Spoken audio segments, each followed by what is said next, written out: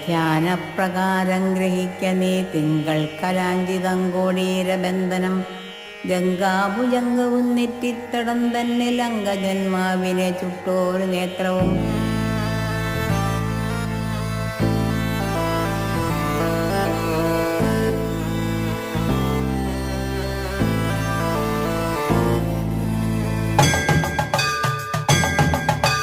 ശങ്കരധ്യാനം ശങ്കരധ്യാനം ശങ്കരധ്യാനം